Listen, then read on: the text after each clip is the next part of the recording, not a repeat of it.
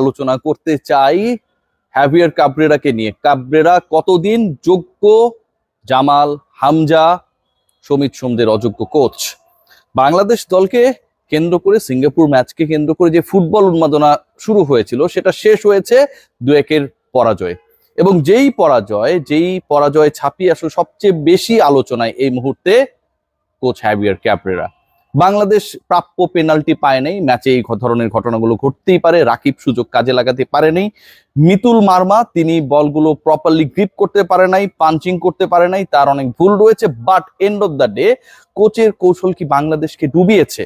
উত্তর যদি আপনারা আমার কাছ থেকে জানতে চান, আমি বলবো ডেফিনেটলি ইয়েস। কয়েকটা প্রশ্ন দিয়ে আলোচনা শুরু করতে চাই। 1 নম্বর প্রশ্ন, যে আপনার একজন যোগ্য স্ট্রাইকার রয়েছে, প্রুভেন স্ট্রাইকার রয়েছে, সেই স্ট্রাইকারকে বাদ দিয়ে আপনি উইঙ্গার সাব করা শুরু করলেন। আপনি আলামিনকে খেলালেন না একটা বড় সময়, কি কারণে? দ্বিতীয় যে পয়েন্টটা আমার কাছে খুব অদ্ভুত লেগেছে সেটা হচ্ছে, বাংলাদেশ যখন 2-1 গোলে পিছিয়ে, মানে আরো একটা গোল তো দেয়া লাগবে, একটা গোল দিতেই হবে বাংলাদেশকে অন্তত ড্র করার জন্য। সেই মুহূর্তে খেলা বাকি আরো ধরেন 23 থেকে 24 মিনিট, ইনজুরি টাইমকে আমি মাইনাস করছি এখান থেকে। সেই পার্টিকুলার টাইমে যিনি গোলদাতা, অনেকগুলো আগে মিস করেছেন, বাট একটা গোল তো তিনি করেছেন। যখন তিনি অসাধারণ সেই গোলটা করলেন হামজা চৌধুরী দারুণ একটা পাস থেকে, এরপরের সময়টায় তাকে রাইট ব্যাক বানিয়ে দেওয়া হলো। I am discussing about Rakib, যিনি গোল করতে পারছিলেন না, তিনিই গোল করলেন। বাংলাদেশ দল ব্যবধান কমালো এবং ওই পার্টিকুলার ফুটবলার তিনি কনফিডেন্সের জায়গায় একটা পর্যায়ে চলে গেলেন। কিন্তু যখন পারছিলেন না তখন এক সিচুয়েশন, যখন পেরেছেন তখন কিন্তু সিচুয়েশন মোমেন্টাম চেঞ্জ হয়ে যায়। আপনি তাকে নিচে নামিয়ে রাইট ব্যাক বানিয়ে দিলেন কেন? দক্ষিণ এশিয়ার সেরা গোলকিপার বানানো না, আমরা তো অনেককে অনেক কিংবদন্তি বলি, বাট এটা স্বীকৃতিপ্রাপ্ত জিকো। তিনি ধরেন ভুল করেছেন, নিয়ম মানেননি, শৃঙ্খলা ভেঙেছেন। বাংলাদেশ দলে তো ভাই এরকম ঘটনা ঘটে না? ক্রিকেট দলের কথা বলছি, অনেকেই নিয়ম মানেন না, অনেকেই বিশৃঙ্খলা করেন, আবার সূত্রে এসে নিজেকে পরিশুদ্ধ হয়ে পারফর্ম করার চেষ্টা করেন। কোচ আছেন কেন? To pick the best one. এবং একই সাথে কেউ যদি সমস্যাগ্রস্ত হন তাকে ঠিক করার জন্য। জিকো কোথায় ভাই কেউ বলতে পারেন? কেউ যদি বলতে পারেন যে জিকো এই মুহূর্তে কোথায়, আমি সিরিয়াসলি জানি না, একটু আমার কমেন্ট বক্সে জানাবেন, আমি তার সাথে যোগাযোগ করতে চাই সিরিয়াসলি। বাংলাদেশের ন্যাশনাল টিমের জাস্ট কিছু পছন্দের ফুটবলারের বাইরে যাদেরকে অপছন্দ বা বেয়াদব মনে করেন হ্যাভিয়ার কাবরেরা, তাকে তাদের ছায়া আশপাশেও আসতে দেন না। What is the role of Jamal Bhuiyan?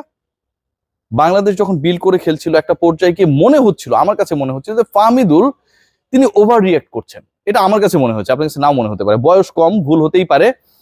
অনেক বেশি অ্যাটাকিং মনে হচ্ছিল, অনেক বেশি গায়ে গায়ে ঘেঁষা মনে হচ্ছিল, বল পাস করতে লেট করছিলেন।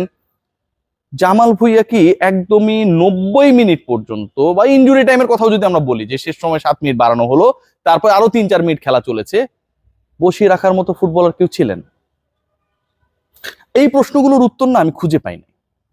আপনার জেনুইন স্ট্রাইকার থাকতে আপনি তাকে খেলাবেন না কোন যুক্তিতে ভাই? আপনার দল পিছিয়ে আছে, সেই মুহূর্তে গোলদাতাকে আপনি নিচে নামিয়ে আনবেন কোন যুক্তিতে ভাই? আপনি যাকে ক্যাপ্টেন বানিয়েছেন তাকে আপনি 90 মিনিট ধরে খেলালেনই না, বাকিটা কি অসাধারণ ফুটবল খেলেছে? জামাল ভুঁইয়া কি কারো সাবস্টিটিউট হওয়ার যোগ্যতা ছিল না? কোন যুক্তিতে ভাই? জিকো কোথায়? সেই প্রশ্নের উত্তর যখন আমরা খুঁজে পাই না, তখন ওই অ্যাটিটিউডওয়ালা কোচ একটা ভাব নিয়ে থাকেন, রাইট প্রশ্নের উত্তর দেন না। গতকাল সংবাদ সম্মেলনে জিজ্ঞেস করা হয়েছিল যে আসলে এটা দলের ভুলে হেরেছে নাকি আপনার ভুলে, সেই উত্তরটা তিনি ঠিকভাবে দেন নাই। কোন যুক্তিতে ভাই? বাংলাদেশ যে ম্যাচটা হেরেছে, এই ম্যাচে বাংলাদেশের ভাগ্যে লেখা ছিল বাংলাদেশ পরাজিত হবে, কিন্তু সেই পরাজয়ের বিহাইন্ড দ্য সিন যদি আমরা বলি, সেটার 100% রেসপন্সিবিলিটি হ্যাভিয়ার কাবরেরার। এটা নিয়ে কোনো ধরনের প্রশ্ন তোলার সুযোগ নেই। যে ব্ল্যান্ডারগুলো তিনি করেছেন, যেভাবে ব্ল্যান্ডারগুলো তিনি করেছেন, একবার খেয়াল করে দেখুন যে আপনার যদি পোস্টের নিচে সেরা কিপার থাকতো, 2 গোল রিসিভ করার জায়গায় বাংলাদেশ হয়তো একটা রিসিভ করতো, নাও হতে পারতো, কোনো গোল হতে পারতো। তো আপনি কি মিতুলের থেকে জিকোর উপর কনফিডেন্স বেশি না কম? আমি ছেড়ে দিলাম যে আমি হচ্ছে জিকোর ফ্যান, আপনারা বলুন তো ভাই। আলামিন যদি খেলতেন, আলামিন যদি দলে থাকতেন, তাহলে রাকিব যে বলগুলো বারবার মিস করছিলেন, সমিত সোম বারবার পাস করছিলেন, চান্সেস ক্রিয়েট হচ্ছিল, সেই জায়গায় রাকিবের তুলনায় আলামিন মোর ইফেক্টিভ হতেন কিনা? আমার কাছে তো মনে হয় হতেন। অফকোর্স হতেন। ধরুন আপনি কোচ, দর্শক যিনি আপনি শুনছেন, আপনি কি ওই পার্টিকুলার ফুটবলারকে যিনি গোলটা করেছেন এরপর রাইট ব্যাক বানিয়ে দিতেন?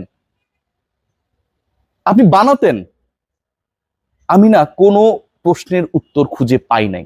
আমি হয়তো ফুটবল অনেক কম বুঝি, আপনারা আমাকে গালিগালাজ করেন, কিন্তু end of the day basic সেন্সে যে প্রশ্নগুলো আসে সেই প্রশ্নের উত্তর তো আমরা পাচ্ছি না। সেই প্রশ্নের উত্তরগুলো কারো কাছে কোথাও নেই। বাফুফে একটা ফাতরামি করেছে এখানটায়, খেয়াল করে দেখবেন যে টিম ম্যানেজার একটা প্লেয়ার চেঞ্জ করা নিয়ে যে নাটকটা করলেন, মনে হয় তাকে আইলস করা আনাটা সবচেয়ে ভালো ছিল। 3 থেকে 4 মিনিট পুরোটা নষ্ট হলো। সময় নষ্ট নিয়ে আমার কোনো ধরনের আক্ষেপ নেই, কিন্তু মোমেন্টাম যে নষ্ট হয়েছে। বাংলাদেশ যখন সেকেন্ড হাফে দুর্দান্ত খেলছিল, বাংলাদেশ যখন একটা গোল শোধ দিয়েছিল, ঠিক সেই সময় এই যে একটা শেক্সপিয়রের নাটক চললো ন্যাশনাল স্টেডিয়ামে, এটার মানেটা কি?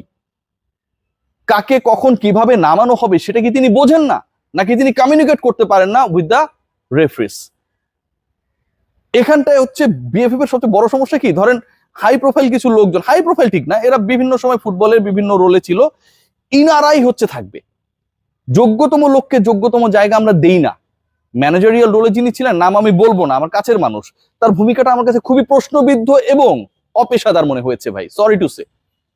আরেকটা জায়গা অপেশাদার মনে হয়েছে, যে আলোচনাটা শুরু করেছি যে ট্যাগ লাইনে, হামজা চৌধুরী, সমিত সোম, খেয়াল করে দেখি এই পার্টিকুলার ফুটবলারদের আলটিমেটলি কোচিং করানোর মতো যোগ্য কোচ হিসেবে আপনারা হ্যাভিয়ার ক্যাব্রেরাকে মনে করেন কি না? আমার মনে হয় ক্যাব্রেরা মিডিওকার একটা দলের জন্য ইজ ওকে, যেখানটায় হচ্ছে ফুটবলাররা তার থেকে কম বুঝে, কম জানে এবং এমন লিগে খেলে এসেছে অথবা খেলে যেটা আসলে ক্যাব্রেরার কোচিং ক্যাপাবিলিটি অ্যাবিলিটি থেকে নিচের স্তরে। কিন্তু যখন ইংলিশ লিগের খেলোয়াড় আপনার এখানটায় খেলবে, কানাডা ন্যাশনাল টিমের হয়ে খেলোয়াড় এখানটায় খেলবে, কিউবা মিচেলের মতো একজন অ্যাটাকিং মিডফিল্ডার যাকে আলটিমেটলি আপনি ফিউচার স্কোরার হিসেবে পরিকল্পনা করছেন, তার মতো কেউ খেলবে, ফাহমিদুলের মতো এমার্জিংরা খেলবে, ঠিক তখন হ্যাভিয়ার ক্যাব্রেরা কি যোগ্যতম মানুষ এদেরকে কোচিং করানোর জন্য? Definitely not.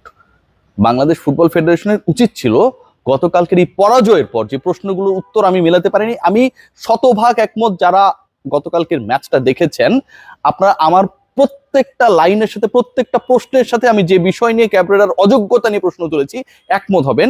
ফুটবল ফেডারেশনের উচিত ছিল তাকে ইনস্ট্যান্ট স্যাক করা। রিয়েলি গাটস শো করতে হয় সামটাইমস। ফুটবলের স্যাকগুলো এভাবেই হয়, ক্রিকেটের মতো না, এভাবেই হয়। বাংলাদেশ পরের ম্যাচ খেলবে সেই অক্টোবরে, ক্যাব্রেরা ছুটিতে চলে গেছেন এবং আমাদের বিদেশি বংশোদ্ভূত বাংলাদেশি ফুটবলাররা বলে গেছেন যে we don't play for money, we play for our flag, our country, our national team. এই যে তাদের ভালোবাসা দেশটার প্রতি, একটা পয়সা ন্যাশনাল টিম থেকে পান না, শুধু খেলতে চান জাতীয় সঙ্গীতে, জাতীয় দলের হয়ে, জাতীয় পতাকাকে রিপ্রেজেন্ট করার জন্য। সেই পার্টিকুলার ফুটবলারদের জন্য অন্তত একটা যোগ্য কোচ ফুটবল ফেডারেশন কি খুঁজে আনবে, নাকি ওই ম্যানেজারের মতোই যিনি পছন্দের তাকেই রাখবে, পারুক আর না পারুক? সবাই ভালো থাকবেন।